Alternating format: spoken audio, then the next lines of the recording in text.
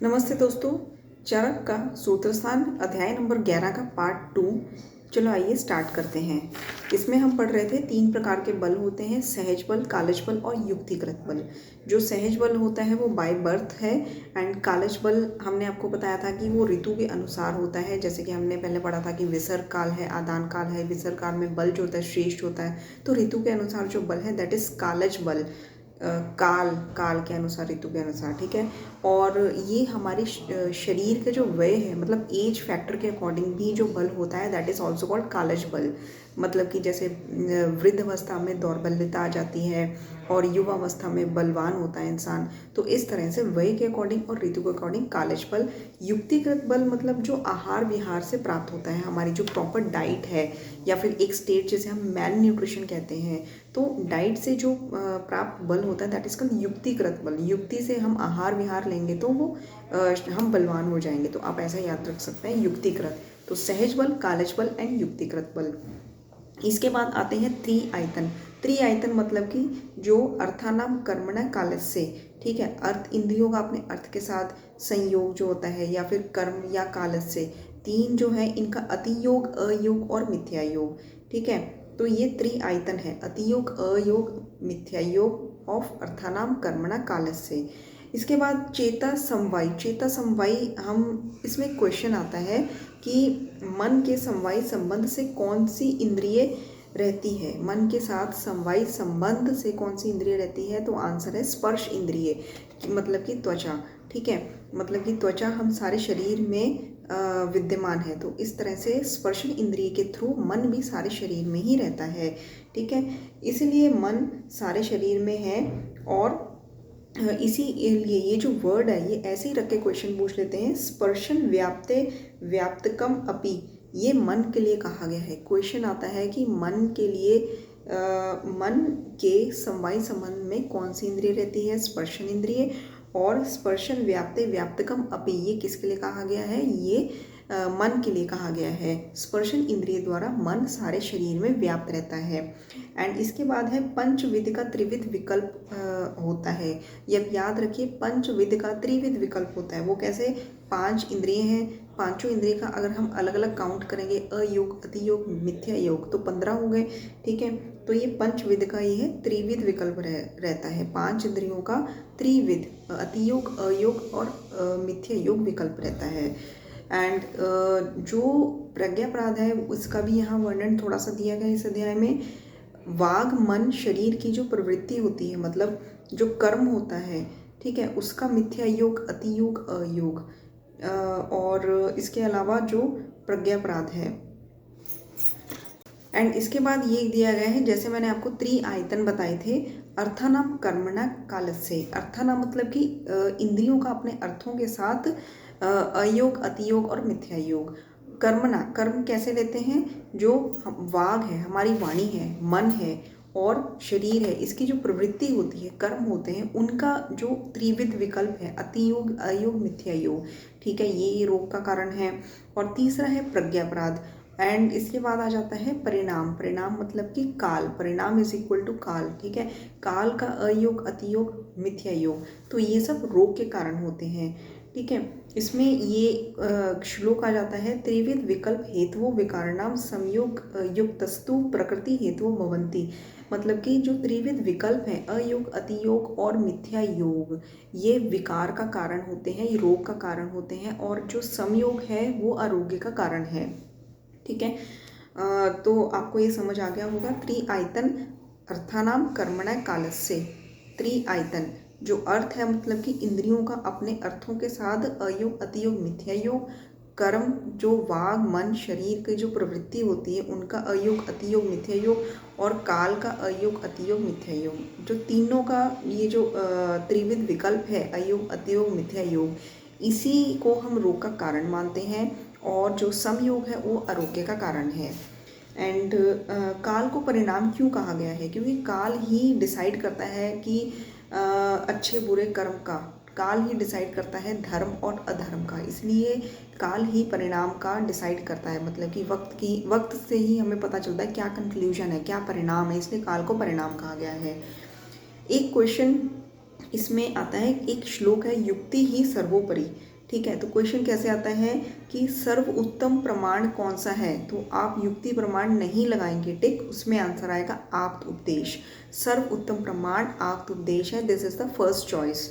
ठीक है, एंड त्रिविध रोग कौन से हैं, निज, अगंतुज और मानस। ठीक है, निज जो शरीर में होते हैं, अगंतुज जो ट्रॉमा के कारण होते हैं, मानस मतलब कि जो मानसिक रोग हैं। मानस, ज्ञान, विज्ञान, धैर्य, स्मृति, ये मानसिक रोगों की चिकित्सा है, ये सूत्र स्थान 1 में भी हमने पढ़ा था।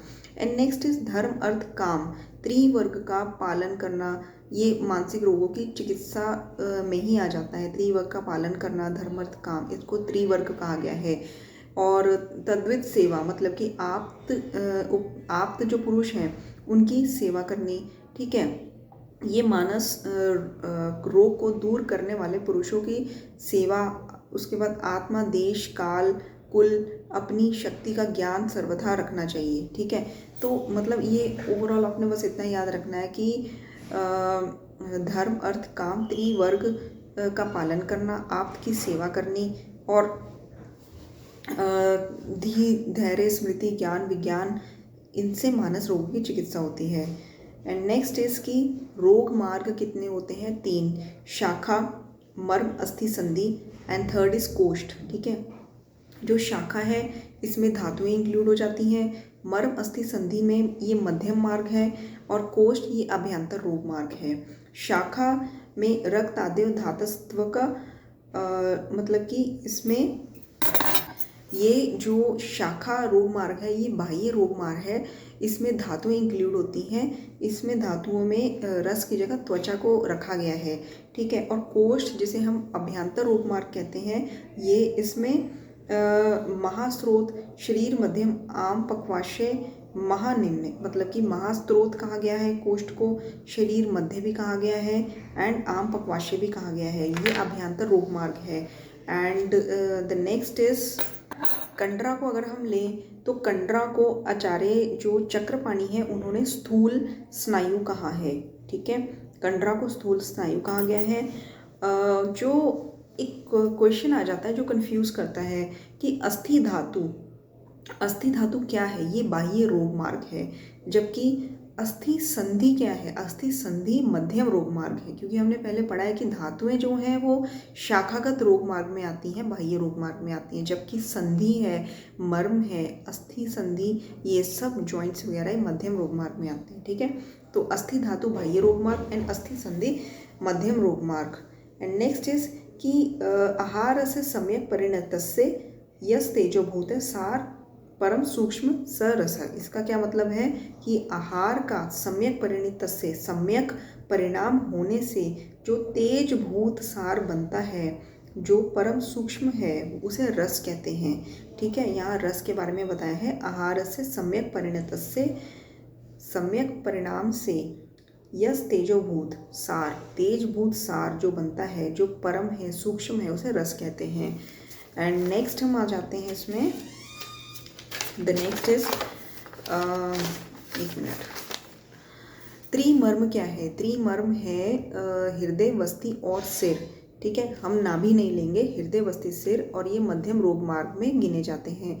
शाखा में 14 रोग होते हैं और मर्म, अस्थि में 12 रोग होते हैं, मर्म और संधि में 16 रोग होते हैं। ठीक है, शाखा मतलब बाह्य में 12 रोग मार्ग, मर्म, अस्थि, संधि में, इसमें मर्म और अस्थि में जो मध्यम रोग मार्ग लिया गया है वो उसमें 12 रोग मार्ग होते हैं, और संधि के जो है 16 रोग होते हैं। शाखा के 14 रोग, मर्म और अस्थि के 12 एंड संधि के 16 रोग। ठीक है, इसमें नेक्स्ट इसकी अभ्यंतर बाह्य दोनों रोग मार्गों में कॉमन रोग कौन से होते हैं। देखिए, रोगों के बहुत सारे नाम दिए गए हैं, सभी मार्गों के सभी रोगों के नाम याद करना बहुत मुश्किल है, तो मैं आपको मेन चीज़ बताती हूँ इसमें कि अभ्यंतर और बाह्य, शाखा और कोष्ठगत रोगों में कौन से कॉमन रोग हैं जिनको दोनों में काउंट किया जाता है। विसर्प, शोथ, गुल्म, अर्श, विद्रदी, 5 हैं, विसर्प, शोथ, अर्श, गुल्म और विद्रदी। स्किन डिसऑर्डर्स जो होते हैं वो बाह्य रोग मार्ग में काउंट किए जाते हैं, क्योंकि बाह्य रोग मार्ग में हमने धातुएं ली थी एंड रस की जगह हमने त्वचा ली थी। ठीक है, तो स्किन डिसऑर्डर्स बाह्य रोग मार्ग है, इसमें गंड, पीड़िका, चर्मकील, अधिमास, कुष्ठ आ जाता है। मध्यम में अस्थियों की जो संधियाँ होती हैं उसमें जो रोग होते हैं जॉइंट डिसऑर्डर्स वो मध्यम रोग मार्ग में है। गुदाभ्रंश, प्रोलैप्स, पैरालिसिस भी मध्यम रोग मार्ग में है। पक्षवद, पक्षग्रह, अपतानक, अर्दित एक्सेट्रा। ठीक है। कोष्ठ जो अभ्यंतर में है, ये इसमें क्या क्या आते हैं, इसमें अतिसार है, छर्दी है, वमन है, कास, हिक्का, श्वास, जो रेस्पिरेटरी रिलेटेड डिसऑर्डर्स हैं दैट इज अभ्यंतर रोग मार्ग, कोष्ठगत रोग मार्ग। ठीक है। तो अतिसार, छर्दी, वमन, कास, श्वास, हिक्का, अल्सक, विसर्ग, गुल्म, शोथ, विदृति। ठीक है। एंड नेक्स्ट इज कि जो त्रिविध वैध होते हैं, 3 प्रकार के वैध होते हैं, कौन कौन से हैं? छद्मचर जो क्वैक होते हैं, सिद्ध साधित वैध, और तीसरा है वैद्य गुणयुक्त वैध। ठीक है।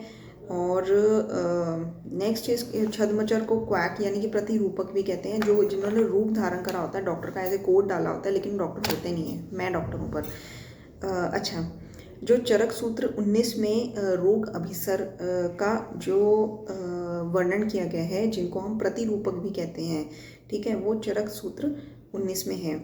सिद्ध साधित, सिद्ध साधित किसको कहते हैं? किसी सिद्ध व्यक्ति के बहाने से खुद को सिद्ध महान बताता है। मतलब कि आजकल जो फैशन चला हुआ है, किसी और की डिग्री के बेस पे हम प्रैक्टिस करते हैं, किसी और की डिग्री पे ट्रीटमेंट करना। ठीक है। हम खुद डॉक्टर ना होकर किसी की डिग्री यूज़ करते हैं डॉक्टरी करने के लिए, दैट इज सिद्ध साधित वैद। वैद्य गुणयुक्त वैद, जिसको ज्ञान विज्ञान सब में सिद्धि हो, प्रैक्टिकल वर्क में, थ्योरेटिकल वर्क में जिसको सिद्धि प्राप्त हो। ठीक है। बहुत ज्ञानी हो। तो सिद्ध साधित भी जो है वो डॉक्टर नहीं होता। ठीक है। और छद्मचर भी झोला छाप होते हैं। वैद्य गुणयुक्त वैद्य ही असली डॉक्टर है। ओके। नेक्स्ट इसकी औषधियाँ जो होती हैं वो भी 3 तरह की होती हैं, दैव व्यापाश्रय, युक्ति व्यापाश्रय एंड सत्व आपचय। जो दैव व्यापाश्रय है दैट इज मंत्र औषध के साथ जब हम ट्रीटमेंट करते हैं, मतलब कि मंत्रों के साथ भी औषध के साथ भी। युक्ति व्यापाश्रय मतलब कि आहार औषध द्रव्य को युक्ति पूर्वक पेशेंट को देना, डाइट एंड मेडिसिन। सत्व आपचय मतलब कि अहितकर अर्थों से मन का निग्रह करना। ठीक है। मतलब कि नेगेटिव नहीं सोचना, अहितकर जो बैड इमेजिनेशंस है वो नहीं करनी। तो इस तरह से पेशेंट की काउंसलिंग करना। तो दैव व्यापाश्रय, युक्ति व्यापाश्रय एंड सत्व आपचय। एंड नेक्स्ट इसकी जो व्यापाश्रय भेद से जो औषध है वो वैसे 2 तरह की होती है। देखिए औषध मैंने आपको बताया 3 तरह की है, दैव, युक्ति और सत्व आपचय। अगर व्यापाश्रय भेद से आपको क्वेश्चन आए कि औषध कितने तरह की है, then it is of 2 types, दैव व्यापाश्रय एंड युक्ति व्यापाश्रय। अंग भेद, अंग भेद से जो औषध है वो कितने प्रकार की है, दैट इज 2 प्रकार की, द्रव्यभूत, अद्रव्यभूत। और नियम कितने प्रकार के होते हैं, 5। एंड यम कितने प्रकार के होते हैं, 5। नियम 5 कौन से हैं, शौच, संतोष, तप, स्वास्थ्य, प्रणिधान। शौच, तप, संतोष, स्वास्थ्य, प्रणिधान। एंड यम 5 तरह के होते हैं, अहिंसा, सत्य, असत्य, ब्रह्मचर्य, परिग्रह। अहिंसा, सत्य, आस्ते, ब्रह्मचर्य एंड परिग्रह। नेक्स्ट आपका आ जाता है कि शरीर को आश्रय बनाकर 3 प्रकार की औषध रहती है, अंतर परिमार्जन, बहिर्परिमार्जन एंड शस्त्र प्राणिधान। ठीक है। ये शरीर को आश्रय बनाकर औषध के टाइप्स हैं। अंतर परिमार्जन जो शरीर के अंदर यूज़ करते हैं, बहिर्परिमार्जन जो लेप वगैरह हम बाहर यूज़ करते हैं, एंड देन थर्ड इज शस्त्र प्राणिधान। दोस्तों अगला एक श्लोक आ जाता है, अनूर्हि प्रथमं भूत्वा रोगः पश्चात वर्धते, स जात मूलो मुष्णमति बल आयुष्च दुर्मते। मतलब कि अनूर्हि प्रथमं भूत्वा, रोग, अनूर्हि मतलब कि रोग पहले प्रथम रूप में, अनुरूप में होता है, छोटा होता है, पश्चात वर्धते बाद में वो बढ़ता है, इसीलिए जात मूलो मतलब कि मूल से ही उसका पहले ही ट्रीटमेंट कर देना चाहिए। इसको आपको श्लोक को लर्न नहीं करना, लेकिन आपको ये लाइन से पता होना चाहिए कि ये किस बारे में कहा गया है और इसका रेफरेंस कहाँ पे है। अनूर्हि प्रथमा भूत्वा रोगम पश्चात वर्धते। ओके। नेक्स्ट आ जाता है, तस्मात् प्रागेव रोगेभ्यो रोगेषु तरुणेषु व भैषजे प्रति कुर्वीत य इच्छेत सुखात्मना। मतलब कि जैसे ही रोग हो तुरंत बाद अपना इलाज करवा लेना चाहिए यदि सुख की इच्छा हो तो। वही बात एक अगले श्लोक में कही गई है कि तस्मात् प्रागेव रोगेभ्यो रोगेषु तरुणेषु, तरुण अवस्था में ही मतलब पहले ही न्यू डिजीज़ हो, ठीक है, क्रॉनिक ना हो, न्यू डिजीज़ हो तभी तरुण अवस्था में ट्रीटमेंट करवा लेना चाहिए अगर इच्छेत सुखात्मना, सुख की इच्छा हो तो, ठीक है। एंड नेक्स्ट, इन 3 वर्गों के 8 भावों में ही सब कुछ आयुर्वेद का भाव प्रतिष्ठित है। मतलब कि ये जो 3 वर्ग बताए गए हैं, 3 औषध है, 3 रोग मार्ग है, इस तरह से 8 मतलब कि संख्या में 8 3 वर्ग बताए गए हैं। इसमें ही पूरे आयुर्वेद का भाव प्रतिष्ठित है, बस इतना कहा गया है, ठीक है। भावा भावेषु सक्तेन येषु सर्व प्रतिष्ठितम। ओके, तो ये था चरक का सूत्र स्थान 11 का सेकेंड पार्ट यहाँ कंप्लीट होता है। एंड दोस्तों आप तैयारी करते रहिए, हम लोग आपको ज़्यादा से ज़्यादा एपिसोड कम से कम टाइम में प्रोवाइड करने की पूरी कोशिश करेंगे। एंड कई बार टाइम शेड्यूल इतना बिजी होता है कि हम ऑल्टरनेट डे पे आपको एपिसोड्स प्रोवाइड कर पाते हैं, बट ये है कि कंटिन्यूटी तब तक मेंटेन रहेगी जब तक हम आपका पूरा सिलेबस ना कंप्लीट कर लें। तो आप पढ़ते रहिए एंड एग्ज़ाम की तैयारी करते रहिए। और इसके अलावा अगर आपको कुछ हमने एक PDF प्रिपेयर किया है चरक वॉल्यूम 1 पर, जो कि हम 15 मार्च को रिलीज़ करने वाले हैं, लेकिन वो जो PDF है क्वेश्चन PDF रहेगा, उसमें हम आंसर शीट्स भी देंगे।